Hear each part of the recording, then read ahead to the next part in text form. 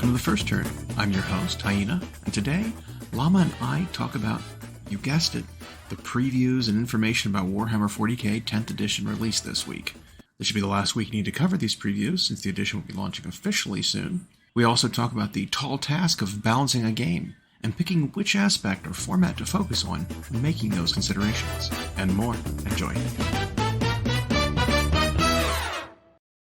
We see this happen a lot, where people read something that's new. Yeah. Because we had we had the Gene Stealer cults shown along with a number of other armies, but that one in particular got some hubbub online. Yeah. Well, the hubbub online, Gene Stealer cults, was that, Gene Stealer cults are going to show Necrons how units coming back really works. Because they have the ability that Necrons should have, which is basically deathless minions, bring back skeletons, right, kind of thing. But Gene Stealers can do it, and Necrons can't. It's like, well, think about the lore, right? Even in the lore, Necrons didn't just, recycle their guys immediately. There were tons of stories about, the soldiers, Necron soldiers taking damage and then reconstituting themselves. Yep. Sure, there was plenty of that. But it's, an entire group of them gets blown up. They don't just, stand back up. Or more guys don't just, unbury themselves. Or well, yeah, that's the other thing. They're not an endless horde either. Right.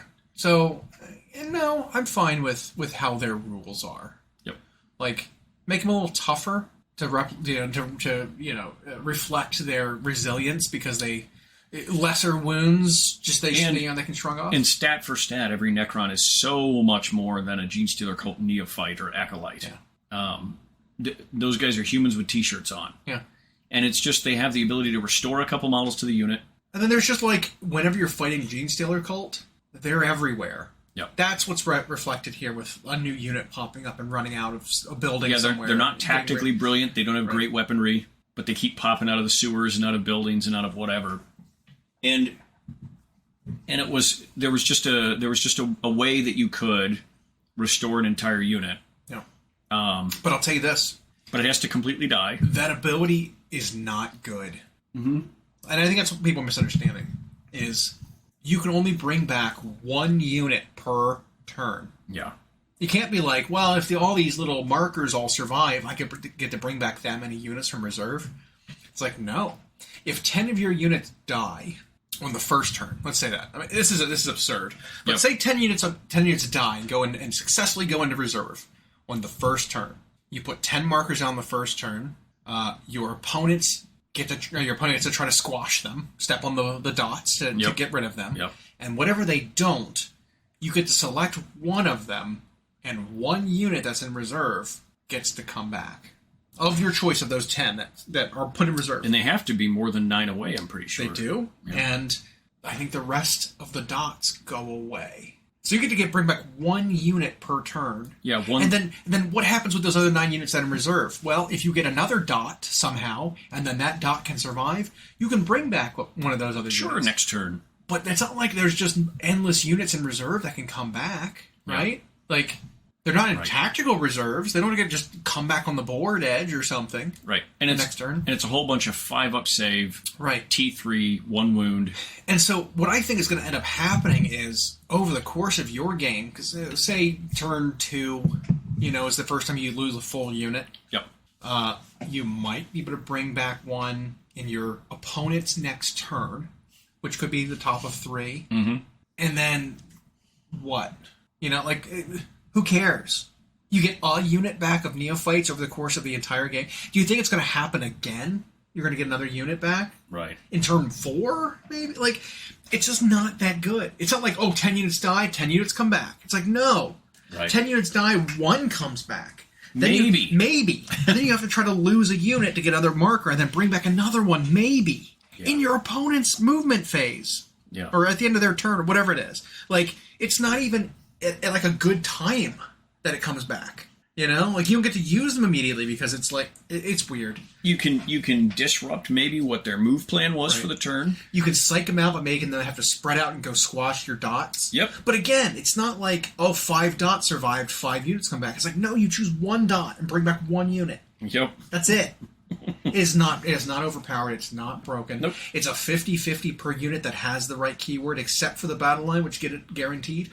But that's just like neophytes, which you don't. And people also need to remember the Gene Stealer cult army has no Death Star-y unit. Yeah. There is one. Hell, even the Abominant, who might be their hardest hitter, has 3 swings. 3 with his hammer. Yeah. It's like we saw the Broodlord or the Patriarch. Yep. He's not impressive. Nope. And you can do a great big, maybe 10-man unit of Aberrants, and they used to sort of be hard hitting, but they're squishy, and that's only a 50-50 on that thing. 4 up. Yeah. To come back if you get wiped out. And if you spend your comeback on that, they're starting more than 9 away on your opponent's turn. So they're going to get shot again. After their movement phase. They come in. I'm pretty sure it's at the end of the movement phase. Yeah. They come in and then die. It's just, I don't know. I think it was written well. I think it's the best version of the dots that we've had for them. Because before it really did nothing. You scattered these Skittles all over the table, and but then it didn't represent anything. During a turn, you just put your units out anyway. Yeah. And again, none of their units were these massive Death Star-y threats. Right. So I think it's fine. I think people read a rule like that, and of course then they think of their army that might be made up of elite units like Necrons or Eldar or Space Marines, and they're like, wouldn't that be sweet if I could do that to my stuff? It's like, no, it wouldn't be fair if you were doing that with your big stuff. I feel like that army is weak enough that it needs some recursion in order to compete. Yeah. It needs something. And then like you pointed out, one unit, maybe twice a game. Realistically, 2 units of neophytes come back. Yeah. That's not that scary. No. I don't care. Yeah, with their Streak 3 guns or whatever. Whatever. I think it's fine. I think they're still one of the neatest armies that they keep developing. They're a young army too, but yeah, people we kept running into people reviewing things like that, but they were reviewing things also moments before they read the rest of it. Yeah, they would read one line of a reveal, immediately take to the internet to crap on it, and then read the rest of the paragraph and be like, oh. Because there was one where they were assuming something worked a certain way. Yeah, there was one I was reading that was just. It was about strategic reserves and deep strike and whatever. It wasn't that one. It was movement. It was just straight up movement, and then the fly keyword. Yeah. So in fly, because we have the full 60-page rule book. It's out spoiled now. At this point. Yep. The actual book and the new starter box is coming out in maybe 2 weeks. So it's out. But when we, had people were reading through how the fly keyword interacted with units, it was saying specifically, well, your units with fly can move over enemy models. Yep. Or something like that. But it's like they aren't even there. They're not there. But it's like, but it doesn't say anything about friendly models. Was the conclusion? Well, but who cares if you can fly? You can't fly over friendly models, so it's only enemies. And it's like, okay, well that doesn't make any sense. For one, if that's what they meant, then that would make no sense. Right, it doesn't make sense. So let's go look at just movement. The movement section. And in the movement section, it defines models that are friendly to your models can move through one another. Yeah. They got rid of the rule from 9th that said you can't move across other models. Right? So now you can, if you position wrong and you put one unit behind another one, and it's like, well, I'm blocked in. It's like, nope. 10th edition, you can just straight up move through your friendly models. Yeah, so no matter what kind of move they're doing, you can move through your own models. Fly is a sub-type of move. Right. That also includes enemy models, not just friendly. So it was things like that I was reading where it's like, well, we're freaking out. Well, you can't, I can only fly over enemy models now. I can't do my friends. It's like, no, go read the other basic rule for movement. Reading comprehension is key here. Yep. Go read the whole thing and stop jumping to the section you're interested in and then making conclusions and then complaining about the conclusion you made. Yeah, in isolation. And then and this is just a side thing that maybe doesn't bother people. But then even when they're shown this, instead of accepting or going, phew, okay, it does work the way I want, they're then refusing to accept they were wrong and will instead say, well, GW should have made this clear or written it better. Right. And it's like, it's all in there. Yeah. I know. It's and I think that was written in the way we've seen in Age of Sigmar, where it was like, well, here's the general definition of what movement means, and then here are subtypes of movement. and what those do. But this type of movement, the big movement paragraph, applies to all movement unless it says otherwise. So, yeah, that wasn't that difficult to understand because it also defined how units interact with terrain and movement. Well, there is, but the fly defined a different way. Well, there is one thing that I think is needing clarifications with specifically the ruins type of terrain. So, I mean, fly units, you measure through the air, it says, the path that they travel. Yep. Right? The path that they travel. And the example picture they gave... I never liked verbiage like that. I know. Yeah. The example picture they gave was of a model that could fly, flying in a straight line from, like, the ground to a first floor of, like, a building. And it's like, okay, unobstructed path through the air to their new position 12 inches away. Okay, in that example, it's clear. But what happens when it's like a ruins where you could be on top, right? Or what happens if you start behind a ruins as a unit that can fly, that isn't infantry or beast or bike or whatever, that can move through the ruins? Infantry and beast, I think is it. So what if you're a unit that can fly that isn't infantry or beast, and you're trying to move from one side of a ruins, you're not on it, to the other side of the ruins? You have fly, right? The assumption is because you have fly, but you can't pass through the walls of the ruins. You have to fly up and over the terrain to get to where you want to go. Which means you got to measure it. Or you have to go around it. You can't, like, it's not like measure from where you start to where you end. Bird's eye view, right. You know? And then, you know, if you land on a higher level, you have to measure from where you start to where you end on a higher level. Or if you're still on the ground to ground, you measure that. So it doesn't clarify how you do that kind of thing, right? If you were a fly plus infantry, it's not a problem. You move through walls. It says if it's a ruins, you can pass through walls of ruins.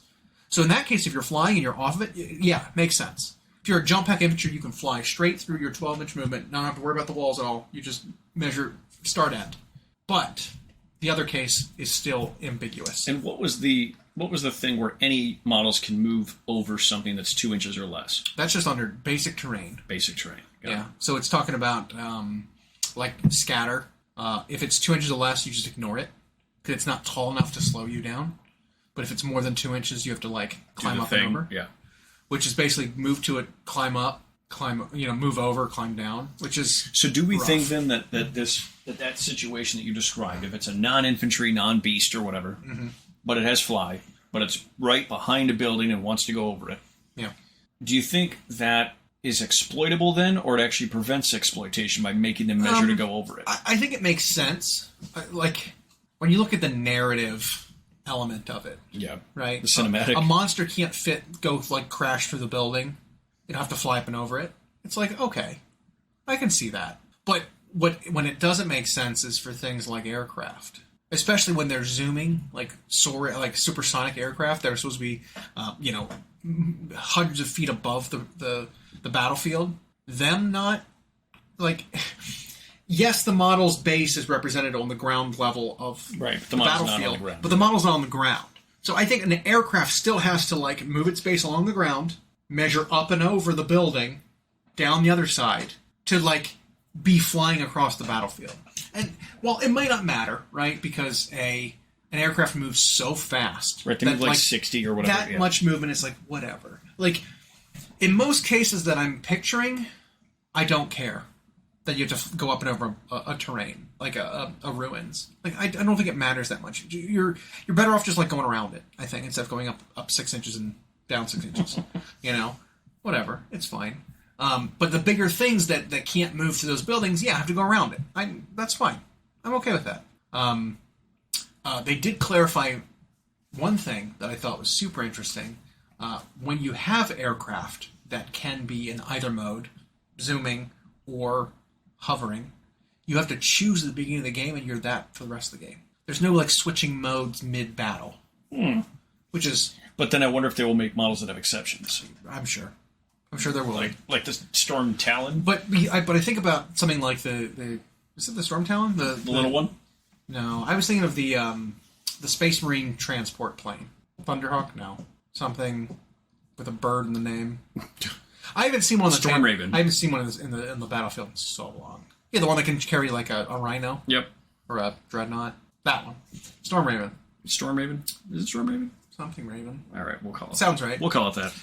But that one could be zooming with its las guns and this, las cannons, or it can be hovering to drop off troops from the transport bit of it. But if you are in the transport hover mode, you don't count as an aircraft anymore. So like any penalties or bonuses that the enemy would get to attacking you as an aircraft, they don't get. So like, I'm sure there are some guns like that have frag or what would it be? What do you call it when you like shoot down airplanes with Like flak missiles, things like that wouldn't affect you anymore because you lose the aircraft rules. Just like, okay, Have we seen that? that's that kind yet, though? of cool, huh?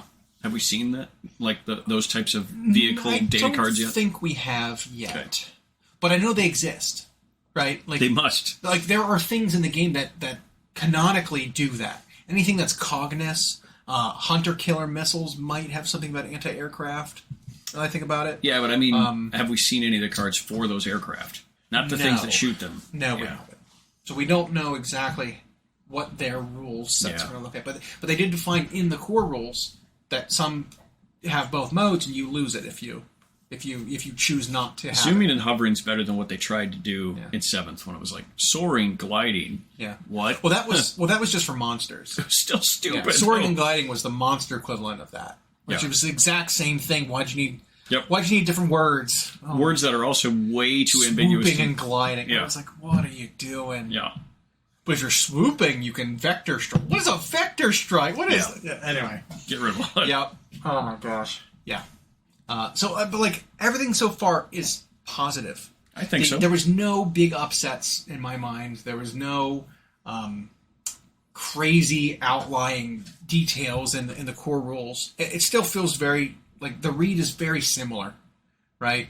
Like it's not that much different. Nope. There's a few things that have been clarified. That's it.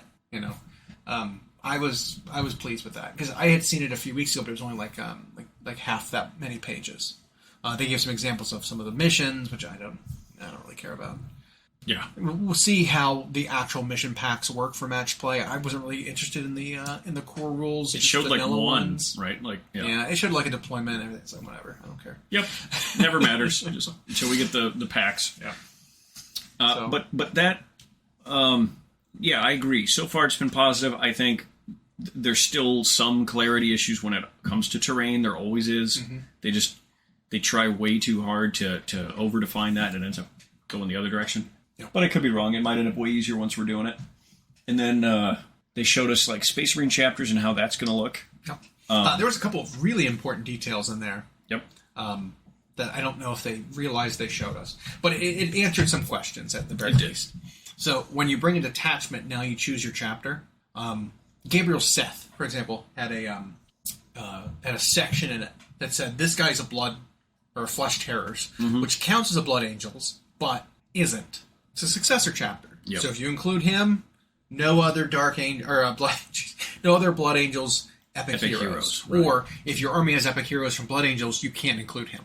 So it clarifies. It's like if you choose your chapter and it's not this, you don't get to bring anything else in terms of epic characters. Yep. But it doesn't say like, oh well, you can't bring Death Company, Flesh Terrors. It's like no, you're Right. just Blood Angels. Like I expect that's how it's going to go for a lot of the factions that have sub factions that diverge a little bit, right? You know, Tau as an example. If you bring the Tau Empire versus Farsight Enclaves, there might be some, you know, saying, well, if you bring this character, you can't bring this other one from this other enclave. But you might also not be able to bring Ethereals still in Farsight.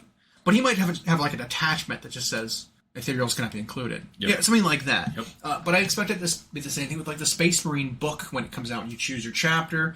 If your character has a successor chapter to it, you're stuck with that. You get these Pedro rules. Cantor is a successor. Yeah, right. You get these rules. You're effectively an Imperial Fist, but you cannot bring any other Imperial Fist epic characters. Right. Something like that. That makes you Imperial Fists. Yep. Done. Things like that. Yep. If you bring, I guess Dark Angels is a little bit different because it is straight up a different faction. It's not just Adeptus Astartes. Right. Right. But in terms of like, well, if I'm going to bring Shrike or Khan, it might say, well, you know, you're locked into that chapter. You cannot bring Gilliman. You cannot bring epic heroes from any other chapter Correct. besides the one that you've chosen. And the epic heroes are all gonna, I guarantee you, have their chapter listed with them. Exactly. So yeah, I'm guessing that'll be just the one, but it's still gonna let you take any Space Marine unit that's of Adeptus Astartes, is what I will say. Right. But we saw also some data cards for chapter-specific units, like those Space Wolf Reavers, like the Black Templar Sword Brethren, like the Deathwing Terminators. Those have a chapter keyword in them, They sure do. which means if you're Blood Angels, you can't bring Deathwing chapter Which makes Terminators. sense, you know. And I like that because what it eliminates from the onset, if you're picking Space Marines, you're not souping. You were that faction. Yeah. Now, there may be an allies rule in the game we don't know about yet. I don't know. Well, I mean, there is one we do know of, which is the Agents of the Imperium. Agents of the Imperium. You've got, they have said that you can bring a single knight in most Imperium armies. That is a free blade. And then they said the same thing for Chaos Space Marines. You can bring War Dogs or whatever. whatever their equivalent is. And then they also said that there will be something similar for Brood Brothers for Gene Stealer cults. Astra Militarum stuff. Astra Militarum, minus a list that you cannot bring any of. And then I wonder if they're going to do something with Tyranids. To bring some Gene Stealer cult? Yeah. Maybe. I don't think the other way around makes any sense. No. Right?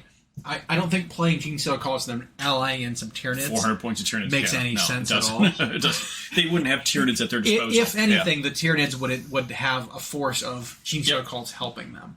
Yep. So, and even if the Tyranids don't, they might not need it on their own now. Right. They're expanding their list by so much. Yeah. But I think this is up front one of the cleaner ways I've seen them handle that. Yeah. Clear definitions of how much and what. Based on game size. Yep. Here's what you get.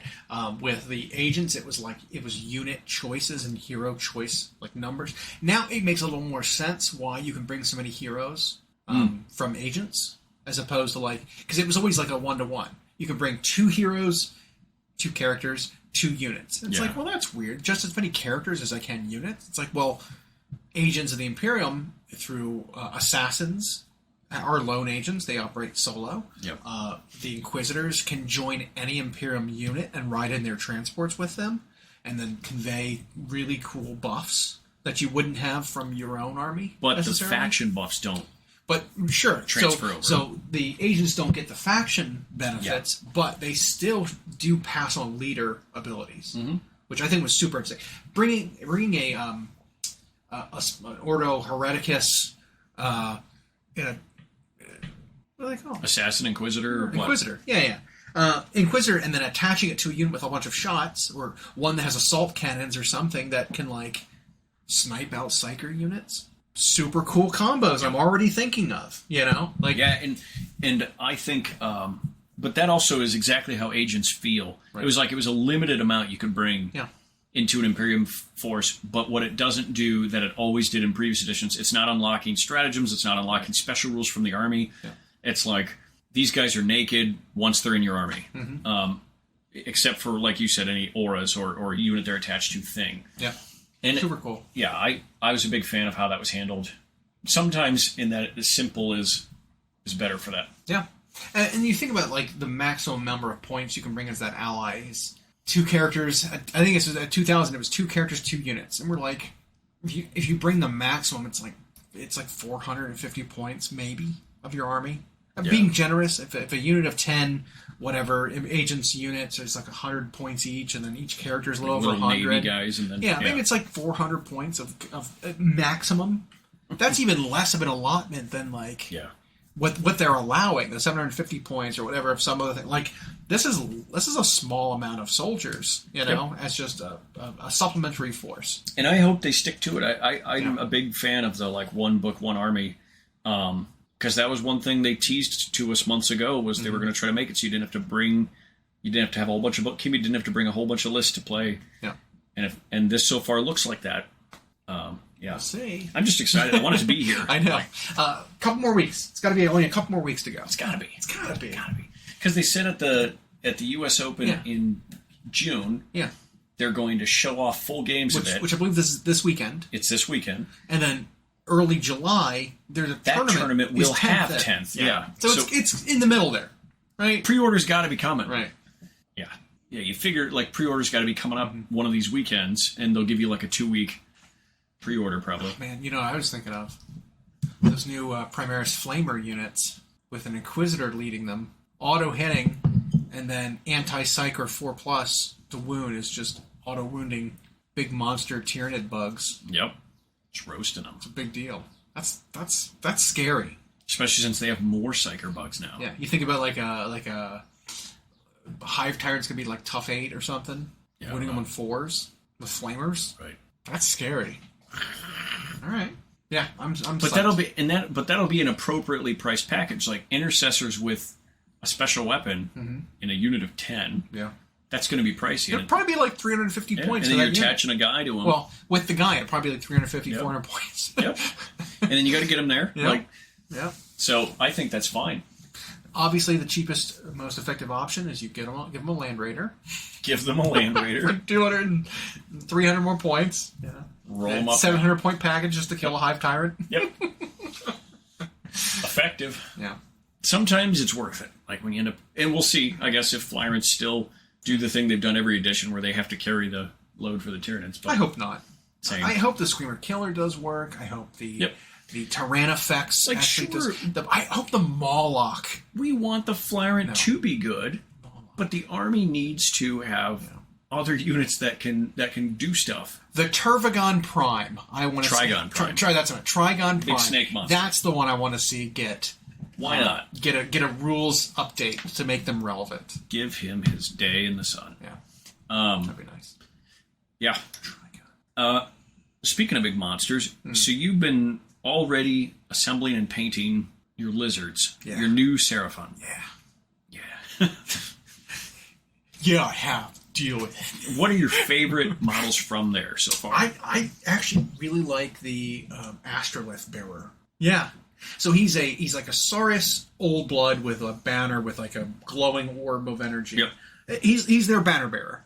But he is he's sufficiently fighty, he's got good auras, he's a really cool model. I love the aesthetic in the new Seraphon models. Oh yeah. They're great. But I think it's probably my favorite one so far. I've got plenty of Croxagores that I've got left to assemble. I will be getting some more warriors at some point when they come out on their own. Which is soon, right? Yeah, I should be getting. I'll be able to get more of those. Because that wasn't one that they decided to give you in bites. It is like pre-order all of it. All of it's coming out now. Yeah, I kind of want to redo some of my stuff though. Like, I don't know if like Temple Guard are good enough to bring, but I want to convert some Temple Guard out of the new Saurus Warrior kits. Because I think you can do something really cool. Have we had any events with the new Seraphon Legal yet? I don't think so. But the book is even out. Okay, yeah. It's like the same thing with Slaves, where it's like the book came out in the box set 2 months before the actual book came out. Yeah. The app isn't even updated. It doesn't have the new stuff. It's funny because then like there were results coming out where Slaves were doing well, and people were like, "Oh, new book, go figure." And it was like, "Now this is old new book. book's not out yet." Yeah. New book comes out, they drop 20%. So that means at the U.S. Open this weekend, where they have Sigmar tournaments, right? No Seraphon. No new Seraphon. No new Seraphon yet. No. It's a bummer. I expect... what do you think will do well? Because I think Blades of Corn's going to do really well. Okay. Because I tell you what, we had another one from Australia come in where Caradron's won again. Yeah. And I guess it was same guy. He's basically been undefeated in competitive play with this Caradron's list. Interesting. And he got invited to compete in the World Championships for Australia. So we're going to see how that eventually... That's like end of the year, though. Yeah. We're going to see how effective that list really is against other stuff.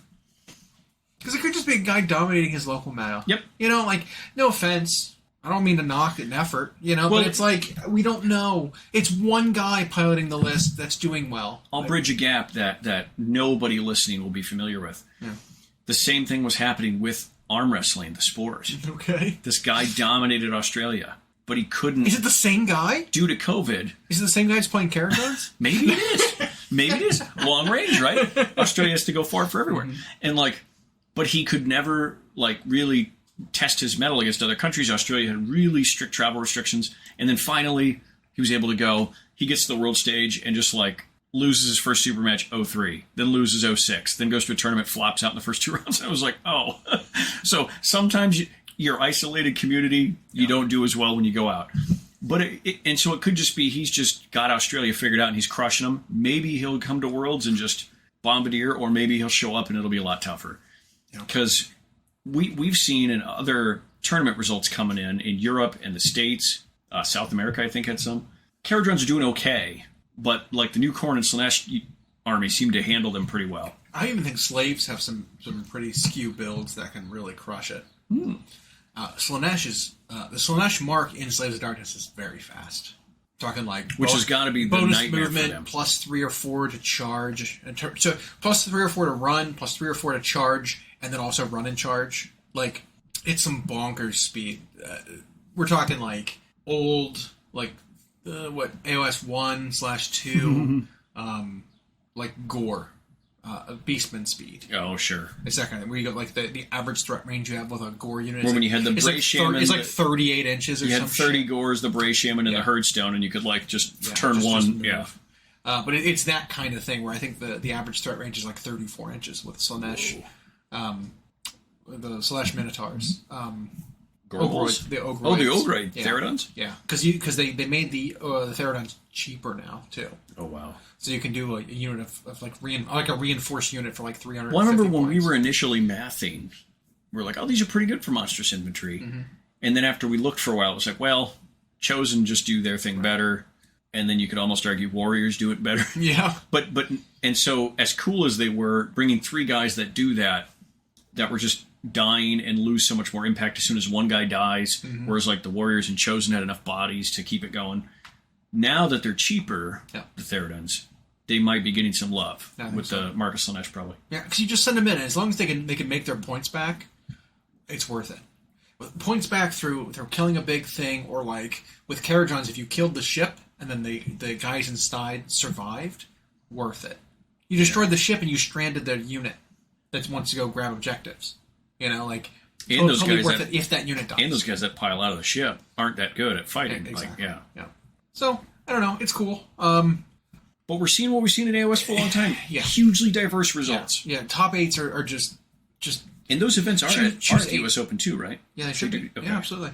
It's 8 out of 8 different armies. Almost every event we say, which is super cool. Yeah, I love to see that. Same. You always like to see what appears to be a balanced game. Now there's some armies that are just not competing, right? But like that's a pretty widespread field. And we've seen different winners. Armies. It's like one thing when you see 8 out of 8 for top 8, but like the same one is winning. Yeah. But that hasn't even been the case. It's like Lumineth, I know they did they make some points go up? Yeah. But like, they gave a premium to like all shooting units. And Tzeentch had another one. But it was like, as soon as it was all of a sudden like Fire Slayers 1-1, Ogres 1-1, which we wondered when that was going to happen. Yeah.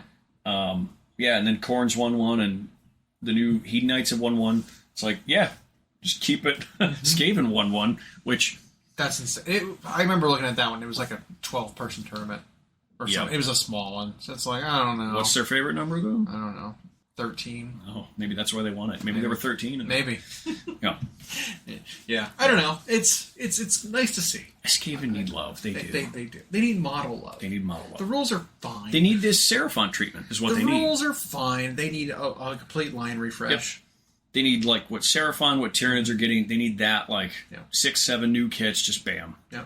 Couple old ones updated, a couple brand new things, and then, Because they cut some of the weapon teams that were, like, core to Skaven play style, and then never brought them back. Because they were in Island of Blood, and they were just like, no, we're not doing it. Just cut them. But they could absolutely bring them back. Like, an artillery, like, Globadier team. Yep. Why not? Call them something new. Whatever. Like... Yeah, like they brought the salamandery thing back. Bring the what else they cut? The flamethrower? No. Warp fire thrower? There's no way they cut the warp fire thrower still there. It's stupid good. Because that's a metal model, isn't it? Yeah, it is. Because there was a plastic one, wasn't there? No, it was the Plague Sensor Bearer. Right. Was the the one off in the Globadier, the Bombardier, the Globe Lobber. Yeah. The not mortar. Plague Sensor Bearer. It was Plague Wind the Mortar. Poison Wing Mortar. Yeah, that thing. We got there. One. Yeah, they cut that one. And I thought they cut another weapon team. I don't remember which one though. But they have the Rattling gun. They've got the flamethrower. They've got the Warp Grinder, and then they've got the Pokeball with saw blades coming out of the middle. Yep. That one. So. Yeah, they need all kinds of love because the only real models they have are like in newer 20 years old still, plastic, is like the warrior clan. Yeah. Right? Like the basic infantry for Scryer, all the basic infantry for Mulder, all the basic infantry for Clan Eshin. That's 3 of your 5 clans. There are no troops for Master Clans, so that one doesn't count. So 3 of your 4 clans don't actually have models from this century. Nope. Like, come on. And we will campaign on this until the end of time. Yeah. Until they do it. Yeah. But yeah. Anyway, I think it's a good spot right now. Yeah. They're almost done with all their books. Yeah, all their factions are almost There's going to be a campaign this summer, which is exciting. Yep. We don't know... Which they said new models are coming for basically everybody. We don't know what that means, though. Yeah. We've speculated before for the 12 books or 12 armies, whatever they were trying to point out. We don't know what it means. No. Whether it's just a one-off model, if it's like rules updates outside of a battle tome cycle, Right. they've done that before. We don't know. But when is that ever good? I know. No, it was good. It was good last campaign. It was good because they redid Marathi, and Marathi got way. They cleaned up her rules and made her better. It was a good change. Yeah, but it's like, but when they do that, it's always like Band-Aid to obviously we need a new edition type thing. Yeah. And so it's stuff that sat for years and then wasn't even good at initial. Mm-hmm. This though, it's like because AOS 3 is in a really good spot. I just wish our local played it a lot more. Mm-hmm. This is almost going to feel like it's purely supplemental. And it's just going to be free rules for something, and I never like free rules for stuff. It's going to be a little chafing, because it's going to be like, well, why did they give us this when the book came out 6 months ago? Yeah. Why are they giving it to us now, part of this campaign, when they could have just given this to us with our battle tome? Because it's one page. It's like, where was that? Why did they wait to this? They made me buy another $50 campaign book just to get an update to my one unit in my army. And, we may be seeing something in reverse roles. Maybe what they do with factions in 40K, and we still are yet to see what the Codex release will feel like. But if it is seriously just this one detachment and digital, maybe they're trying it here first, and they could I'd be okay with port that. it to AOS. I'd be absolutely okay with that. Because I just think that should be in all their games. Yeah. It's so much better. Like, print as an option is fine. Yeah. But if I don't want to do that, let me do it digital. If I just want to carry it like this. If I want to buy everything, but not own all the paper because it's either heavy or expensive or hard time getting a hold of it. And then getting rid of it once it's over. Right. Yeah. It's bad for the environment and the planet. So I have to just chuck a bunch of books in a ditch somewhere. Yeah. Or sell them for pennies online or at a store. Exactly. And we're doing that now. We're 50% offing all the books that are left over for 9th. Thankfully, I haven't watched anyone make the oops. I've seen you guys give the disclaimer to somebody. I have seen people do it intentionally. Yeah. Which is good. Mm-hmm. It's like, I want to buy this book. Half price is great. I know it's old. It's going to get invalidated, but I want it. Cool. Because that's just it. There is a cool factor to the books. Mm-hmm. I'll give Games Workshop credit. They make them nice now. I mean, the pages are all glossy and full color and the soft touch cover. And, it has value, but I don't think this should be the way you have to play your army. Yeah. Because, and we'll see. It could be they're doing exactly what we're hoping. Yeah. This single detachment idea could be digital with cards, like every other game. So many of the games do it already. You go and you buy a card pack. Yep. And it's this season's rules and cards that you need for your stratagems and your whatever, your faction stuff. It's all you need. It's one little pack. They tried doing it with Warcry, but there were way too many things in Warcry to make it effective. I remember when I bought all the faction cards for Warcry, I had 1,000 cards. It was stupid. That's because they also tried to make every faction, AOS thing legal, and it was like, yeah, that was a disaster. It should have just been the game based on these tribes they make. You're right, but I liked the idea of importing some models into it from AOS that made sense, right? Like if they did Vanguard Rangers from Stormcast, for example, venturing into Warcry. It's like, that would make sense to me. And I thought Bone Splitters made sense. If they did an Assassin Warband from Skaven as part of Warcry, it's like, that makes sense. Fine. It's a Death Master and his, band of assassins, doing a thing. It's like, okay, I get it. But, importing everything, it was so many. It was 600 different unit entries when they came in those compendiums. Yep. It was so much stuff. I tried bringing everything I had to the store one day to, so people wanted to show up and play Warcry and choose whatever faction you wanted. it took like 2 full like army boxes, like the tall 6-tray foam army boxes for me to bring everything that was legal for Warcry from AOS. Like, it was so much stuff. It was like, this is stupid. Yep. I digress. Yeah. I like Warcry. They've now released like enough factions for that game that should be all it needs. Yeah. Like standalone. Because they're not just all chaos anymore, right? They're starting to branch into some other things. Yep. But they did the Daughters of Cain. They have a new one for Stormcast that just came out. Yep. They have the Undead one for Flesh Eater Courts that just came out. They had a Khorne one. They had a Nurgle one. They have a Tzeentch one, the Jade guys, yeah. Did they do one for Slaanesh? Not yet. I don't think so. Okay. But 3 of the 4 like marked gods have their own warband. Well, that's just it. They have one from Daughters of Cain. Did I say that already? Yes. Like, there's a lot. They have one for Lizardmen. Have one now. Well, and these are, and what I like is that it's not the armies proper. It's just like people. Yeah.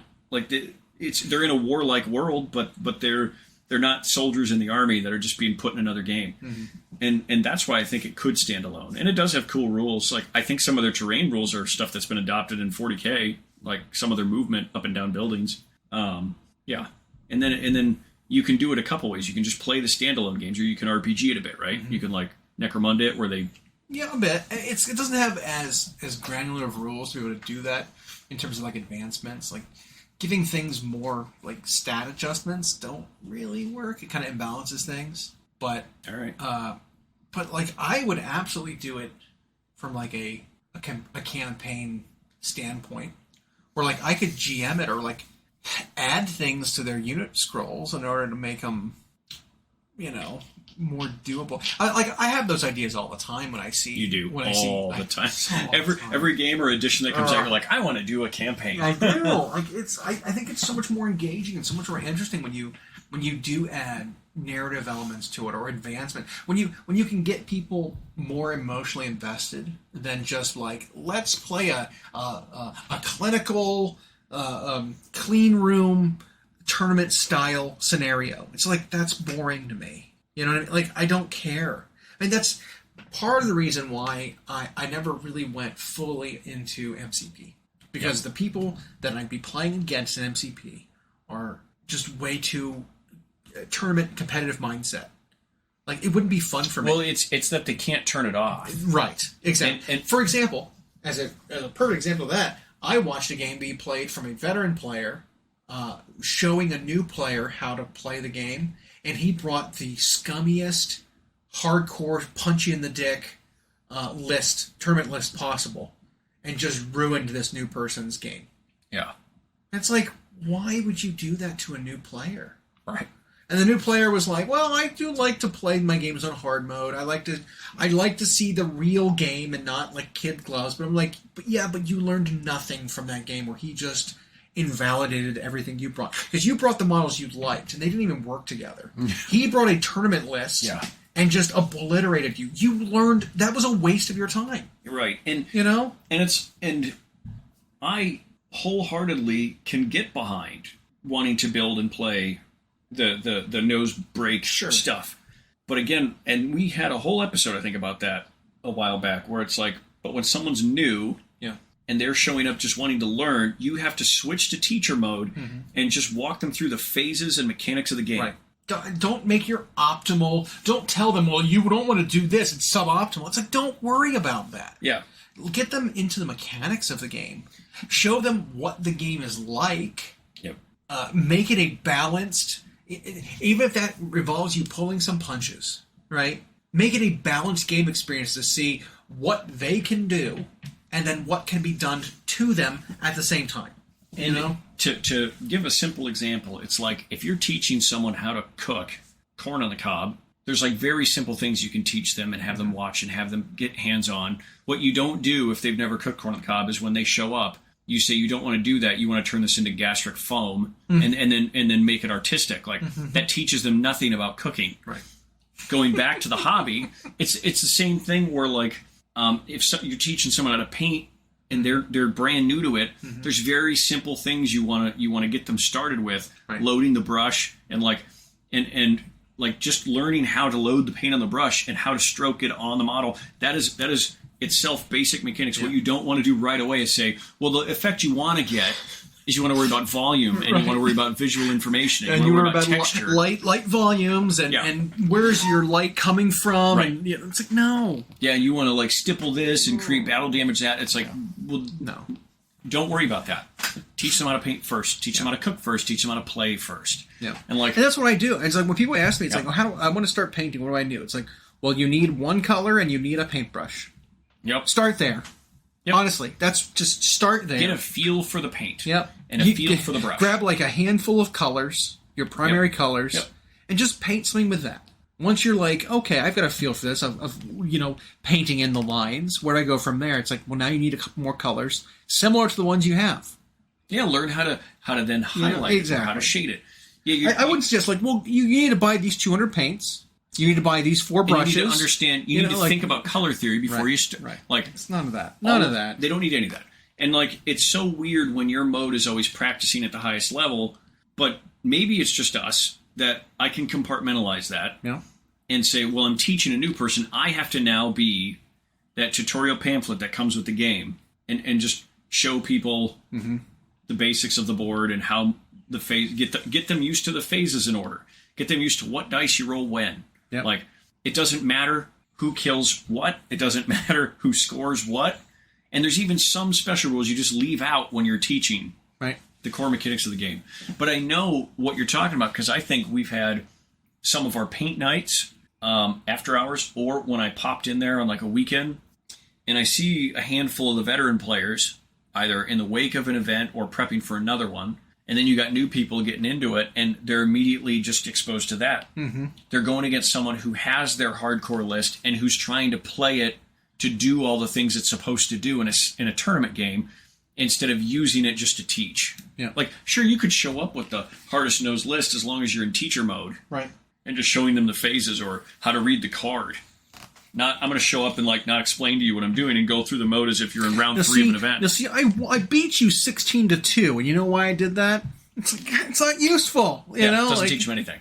Yeah. You just wasted that person's time. They could get way more out of not playing the game and seeing a game being played than you having them touch the models and then crushing them. Yep. You know, like, not useful. Yeah.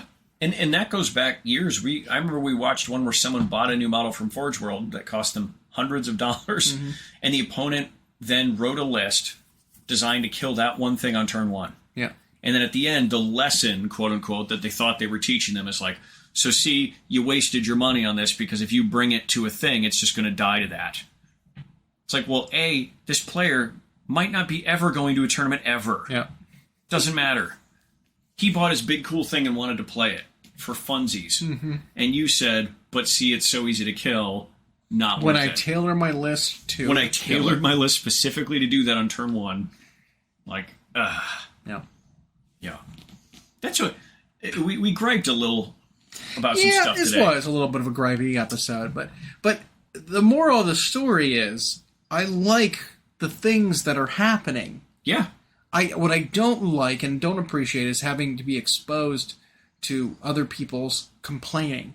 I'm not complaining about the game or what I'm seeing. Nope. I'm complaining about the people complaining. Well, it's a meta complaint. When the complaints are based on incomplete information, like we talked about with the not reading all the movement rules, for example. Yeah. Or like when I had seen one recently where someone talked about GW's revelation that these Horus Heresy models that won't be legal for specifically tournaments for Warhammer 40,000. And they said tournaments run by Games Workshop. Yeah. They didn't even say tournament organizers aren't allowed to use these models in their tournaments. Right. They said Games Workshop will not allow these in their tournaments. Yeah, so it could be any frontline gaming run event or an Adepticon or whatever. They might still let you use them. And I know for a fact, Games Workshop doesn't care if you're using the plastic Horus Heresy Dreadnought you bought as a stand-in Dreadnought for your army. Right. When it's their model and you've at least got... You can play your Leviathan that you just got as a Redemptor, for example. If the guns it's equipped with are reasonably analogous to the other model. And you've paid those points for it, and you never change it to be the other thing. But the gripes I saw, it went too far, really, is what it was. It was one thing to say, like, we just bought all these Horse Heresy models. The last year, we've seen them dump a whole bunch of Horse Heresy plastic kits out. Mm-hmm. We bought all these models. Now we can't use them in tournament setting, 40K, run by Games Workshop specifically. So that's a pretty niche moment where you can't use them. Yep. Some of these models are suddenly... But part of that is, if it's like, well, if I'm not playing in tournament circumstances all the time, then why am I even playing? And that could be. You know, these like, are people who are why? hardcore. My only goal was to prep for tournaments in this one kind of environment. It's a waste of my time if I don't. I learn no information if I don't play in any other kind of circumstance. Yep. And maybe they are. Maybe they're a routine tournament goer, and this was important to them. But like, then the arguments sort of descend, because then it was like, well, these models were released as an ease of entry point for players into the game. What game? Exactly. Okay. And so they didn't specify. And so it was like, well, I would argue that's not why they were released, because they're not cheap. Mm-hmm. They're not like... the Kratos, the medium tank, battle tank, is like $170. Yeah. That is not an entry-level model. No, and it's no cheaper than Forge World stuff. Is that the $170 one? I think it is. Whatever it is. Whatever. It's like Sakarian, Kratos, and then like Baneblade. These Horus Heresy models were very expensive. Right. Yeah. Now, it's an expensive hobby and game, but like, they were not like cheaper than the Forge World version, and so I don't think it was a ease of entry point for one, although you could argue plastic's easier to work with than the resin, but it wasn't offered at a discount. They weren't releasing it in great big get something for free packages. Yeah. And outside of the starter boxes that always have like 30 TAC Marines or whatever, which, by the way, those are all still usable. You can use TAC Marines from any mark, Terminators from any mark. This was saying these models were ease of entry, and it listed the ones that are no longer valid for tournament play. So that argument already doesn't hold up there, because that's not why these were released, was for ease of entry. Second, you and I have observed that the packaging itself no longer has the multiple game systems listed on it. It is packaged as Horus Heresy.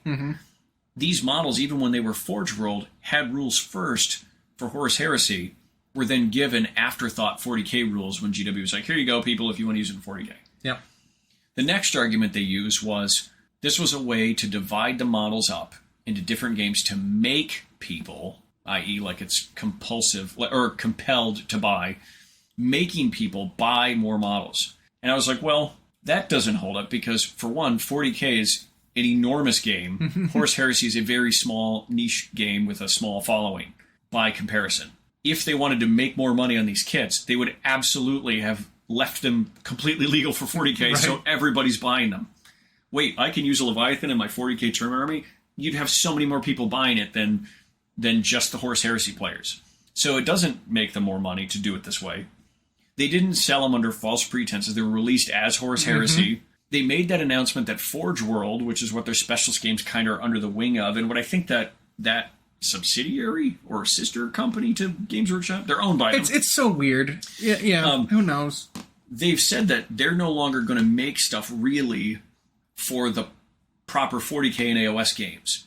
They're going to that stuff's always going to be plastic now, and Forge World's going to stick to specialist games, upgrade packs, and the Titans. And so those are basically made to order, right? Because they can't just sit with shelves of Warlord Titans in their warehouse. If they did, they would melt.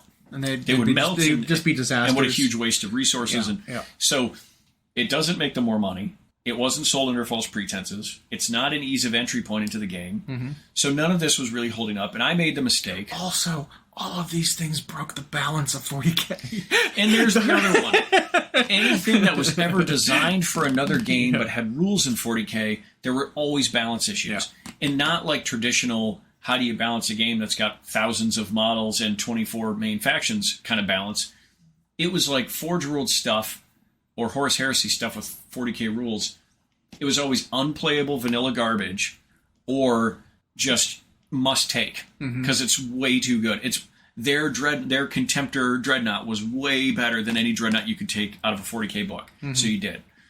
Their index rules were always super good, points too cheap, weapons were ultra snowflakey unique, and then they never got updated because it's basically a the subsidiary. points go up this edition, except for Forge World, stay the same. Yeah. Cheap. Right. My stats and my stats are better than everything else, and my cost is lower. Yeah. Why not bring it? Yep.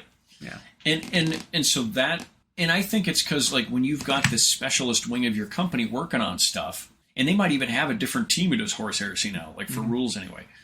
I think that's really hard for you to ask Games Workshop, who has an enormous amount of stuff to release and keep up with, to then also make rules for these things. Yeah. And so I think they were like, we're going to make this cleaner. This stuff is Horus Heresy. You can use it in 40k match play, but not in our tournaments. Fine with that. Fine with that.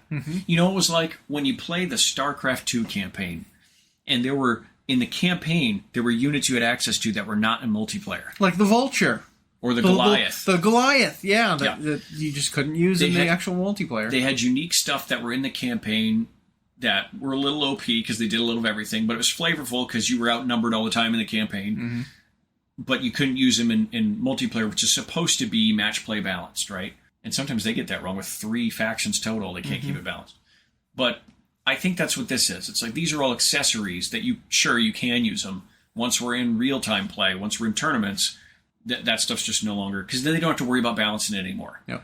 And you and I have talked, or rather advocated for that mindset. Like, and again, this is what people have asked for. Don't bloat the game. Make the game more competitive for that. So this edition, I think, is going to be focused on tournament play, which means that for anyone who isn't a tournament player, the game is probably going to be worse. That could be. You know, like when the game is focused on being narrative and you try to make it competitive, I think that's what people really actually want. I think they want to be good at the game and be competitive with the game when the rules are not balanced, because then they can find you can exploit the thing. something. Exactly. Yeah. But now that the game is going to be balanced, hopefully, for matched play, I think it's going to be less fun for the tournament players because things are balanced. And then too much of that trickles into non-tournament play. It's going to make the game a little less fun. I think of the popular other video games, the online video games. It's kind of the same thing.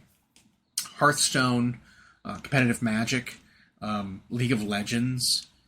What's the shooters? PUBG. No, maybe not Valorant. I don't know. Whatever. Some of these online. What was the other one? Blizzard ones. Overwatch. Sure. Things like that.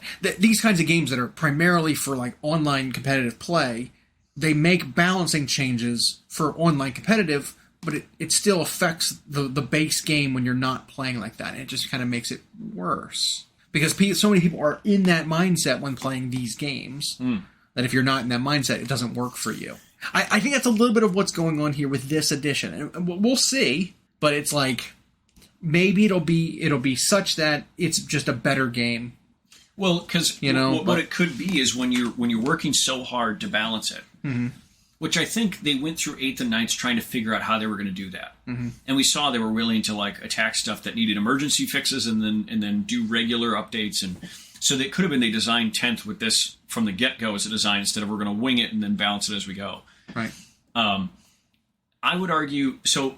It's interesting is when there's a depth of units that are more balanced against each other, that means you have more things you can play, which could be more fun.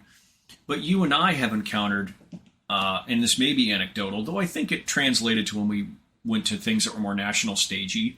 There's a certain type of competitive player or player who wants to be competitive that when they can't do an ultimate skew thing because that's kind of hidden or whatever, which maybe you can do when the format's more funsy or more narrative. When they can't do that because there's more balance, we actually heard they didn't like it. They were like, it's so stale right now. And we were scrolling through results, and not only were tournaments having the largest turnouts ever, but we were seeing top 8 after top 8 where it was different top 8, different winner, different top 8, different winner. They, for some reason, didn't like that because it was a harder format to pin down. Right. I got to find the winning list. Not learn how to play the game better. Right. I got to find the winning list, but it's so hard now because there's so many things that can compete. I can't prepare Because for I could show everything. up with this list that feels S tier, Right. but I might run into 3 other S tier lists from different armies that I didn't practice against. And yeah, Exactly.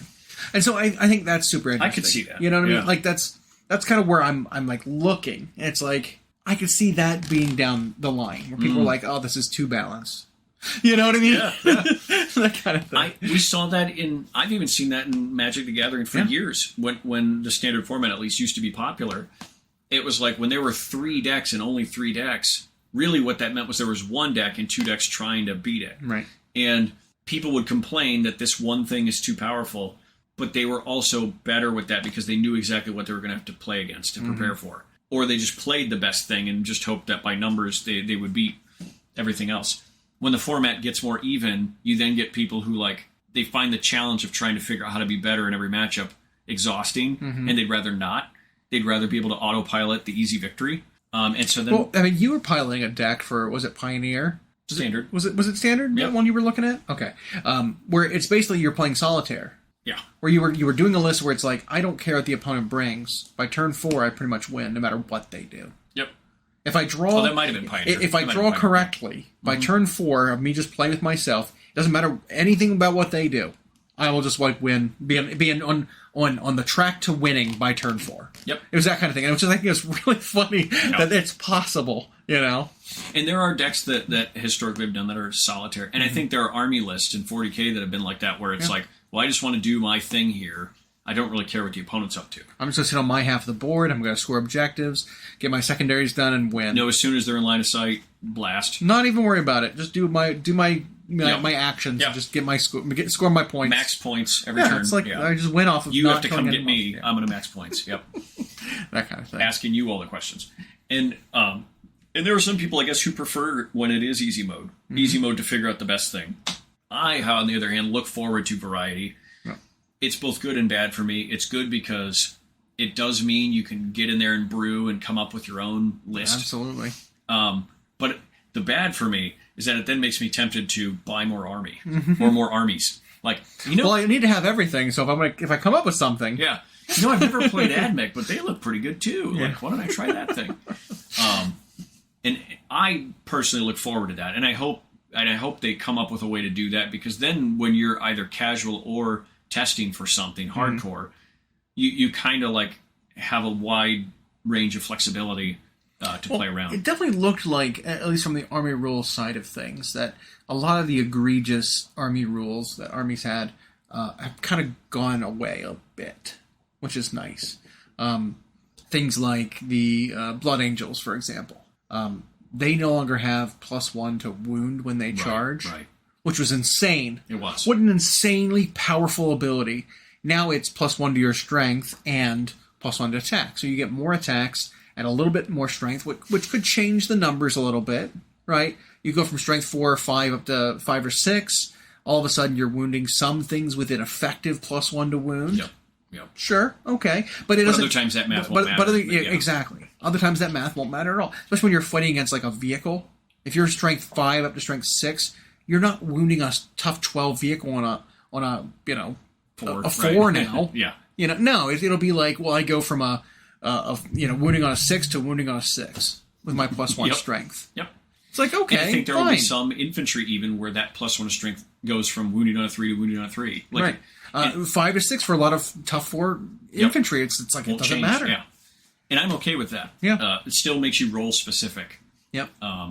That's also, I guess, why I was okay with them expanding some of the stats to not have 10 be that cap in some areas, because it just, being more granular gives you more ways to Some people thought it was ridiculous that it was like, oh, this is the ultimate type of power creep. They're ballooning the stats. And I was like, I think it makes it more granular because it gives you more range to dictate the power level or the roll, rather. Well, and then of a specific thing. Once you get beyond strength 8, it doesn't really matter how strong your gun is when you're dealing with infantry, right? It's like, okay, it's strength 8 already. I'm already wounding infantry on a 2. What does it matter if I'm strength 20? Yeah. I'm still wounding infantry on a 2. Yep. Now you can dial in where you want to wound vehicles with that strength of gun now. Because an 8's always good enough for infantry. low shots, you know. But now it's like, was it going to be strength 9, so it wins tough 8 vehicles on a 3? Is it going to be strength 12, so it wins tough 10 vehicles on a 3, and then, you know, tough 12 things on a 4? Yeah. Otherwise, it's winning on a 5. You know, so they can dial in what vehicles, you know, that are at that high toughness that it wants to be good against. And they had to, and I think on the other side of that, they were able to make vehicles and monsters a little more durable by scaling their toughness up to huge numbers. Sure, absolutely. Because now you put them out of the range of a lot of infantry stuff that used to just be able to. You can't wound a land raider on with an autocannon reliably anymore. Right. Now you're wounding on 6s with bolters, heavy bolters, assault cannons are all winning on 6s. Yep. Okay. Not made to get that target. Good. Yep. Shoot at something else where it's more efficient then. Yeah, and we've seen less of the rules that give infantry weapons the ability to just torch things way out of their class. I mean, we've seen a few, right? But they're always like specific built for that target. Yep. They have a keyword that says anti-vehicle. They have like a high enough strength that's like, this is clearly intended for a vehicle. So like a frag grenade or like a frag missile or a crack missile is strength 9. Right. So you know what it's supposed to be shooting at. Land raiders, probably not. Medium to light vehicles, that's where you want to shoot it. Yeah. Things like that. Las cannons are now or strength 12. Yep. I know what I want to shoot a las cannon at then. Yeah. You know? Yeah, well, because for literally every edition of the game's history, strength 8 was like that magic number on a gun to hit. Because once you add that, you were good against essentially every target. Mm-hmm. And now it's like, by making that toughness and the saves and the wound count of those monsters and vehicles bigger, you now had to create a different kind of class of weapons that their power is wasted on the infantry. Because even though they'll delete an infantry instantly, we don't know how many points that weapon's going to cost for one. But what a waste of your strength 14 firepower that you spent it on a... You get 3 shots with a strength 20 gun. Yeah. It's like, okay, well, you killed 3 infantry. You spent it on 95 you got 30 MSU. to 60 points of value out of your 450 point main gun. It's like, that wasn't worth it. You need to do that all game long to make up half your points. Yeah. You know, which I like. I like that. Yeah. Fewer... and there may still be some just because there's such a huge amount of weapons in the game. But... fewer of the catch-all does everything. Yeah. And we haven't seen so far, thankfully, because I don't remember if it was Admech or Drukhari, but it was like an army full of strength 3 stuff in previous editions where with the right stratagems, the right character nearby, all of a sudden their little strength 3 or 4 stupid weapons were wounding huge things on 3s with rerolls and like whatever. And that might have been Drukhari. And then they get to fire again. That might have been Admech. I think you're right. Yeah, and it's like that's what I think they're trying to avoid is because again that makes that unit catch all. Yep. It's a dirt cheap unit that can kill everything. It appears that Drukhari still have a lot of that. I don't care what your toughness is. I don't care what my strength is. I have poison. I have anti-vehicle. I have anti-infantry, anti-vehicle kind of weapons that can target a specific thing and wound it reliably. But that just increases the role specificity. Yep. Right? I'm anti-infantry 3+. Well, you better be shooting an infantry then. And they didn't do that before. It would just like before when they had poison. Yeah, but before it would like it would have a rule that like they would have rules that didn't specify what type of target it does the thing against. Right. A lot of times their rules just with stratagems and whatnot could just pick anything and be like, well, I'm just going to delete your best thing. With Admech, it was funny because it was a combination of abilities that made it so that you hit on whenever you hit on a 4+, it automatically wounded. Yeah. So you just skipped the wound roll if you roll on a 4 to hit. Yep. And it was like that was busted. Yep. So like now the toughest thing in the game, I'm just hitting on 4s to wound. That's insane. Yeah. Okay, tough 10 thing. Make 40 saves. Well, yeah, so people would do a max unit of that. Yeah. It's like, I don't care that you're a knight. I don't care that you've got a good save. Yep. It doesn't matter. Make a ton of them. Yep. My 110-point unit is making you make 40 saves. Yeah. Like, it's kind of silly. Yeah. And it looks like they're trying to... The rule-specific thing I like. Yeah. Now, you could be right that might make it less fun for some because it means they'll have to think through their tactics. Yep. They'll have to think about taking a unit and what they plan to do with it instead of, I'm just going to take 5 of this unit because it's the statistically the best thing for the points, and then it doesn't matter what I pointed at. Yep. Agreed. Yeah, you got to be a little more like you would be with chopsticks. Mm-hmm. Yeah, very controlled, very intentional. Yep. Have a strong hand. Grabbing a specific thing for that perfect bite. Yeah. Speaking of chopsticks, I'd go for some Asian food. We go for some sushi. Chicken. Yeah, some sushi. Sushi. Yeah. Thanks for listening. We hope you enjoyed. Check out our new episodes every Friday at Google Podcasts, Spotify, and Audible, or on Podbean. You can also follow myself and Llama on Instagram for more. We are at Hyena Paints Minis and at Llama Paints Minis. Music provided by Kevin MacLeod at Incompetech.com. And as always, we'll catch you next time.